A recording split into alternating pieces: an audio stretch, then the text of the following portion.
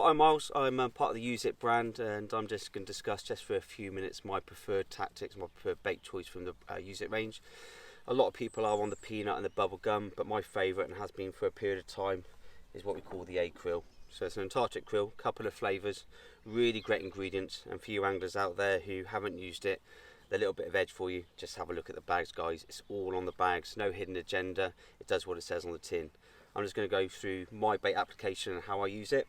So very simple. Before I go fishing, if I'm fishing over a mix or any sort of spod particle, I always prepare it beforehand. So within my bucket, I just get a kilo of dry bait, I crush it up to different particle sizes, and then actually put it straight into the bucket. So this is the finished mix. So loads and loads of crumb.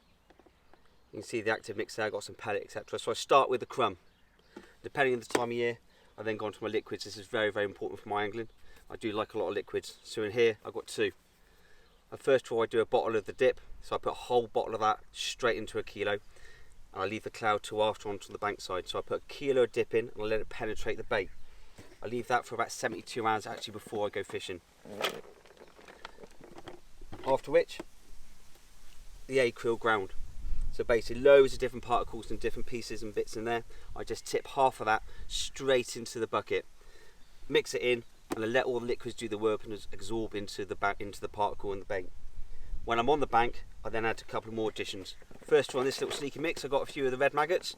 So I put a few red maggots in there. I put a few of the whole boilies, 12s, 14s, 16s, whatever you prefer. And then I finish it off with the pellet. So the pellet I always put in last because I don't want it to cause any sort of mush. So I always just leave the pellet, which is obviously infused with the liquids, and I just let it absorb into the rest of the mix. Sometimes I actually do put a spoonful of the ground bait first in with my spoon, so I've got my baiting spoon handy if I needed, and then I do put my pellet in afterwards. After which, we go into my hook bait. Hook bait option is very personal to everybody. If anybody knows me, they know my favourite is white. Doesn't matter what time of the year, I know a lot of people prefer it in the spring. And the one thing I do like to do is boost them. So for those guys who've gone through the Facebook page and hopefully the new website will be launched soon, this is the Thornton and strawberry, so you can actually do your own mixes. White 99% of the time. I then got the Thornton or Peterson, whatever you prefer, a little bit of sweetener, a couple of mil, and then a couple of mil of strawberry flavour. If you want match a hatch, then I go for the 12 mils. I always like small baits and sometimes I whip them down. These do come with a little liquid attractor pack, so I put the liquids in that.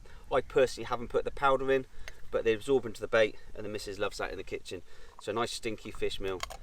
I'll only stay on these till probably November, depending on what the temperature is, and then I'll obviously go over to probably the peanut.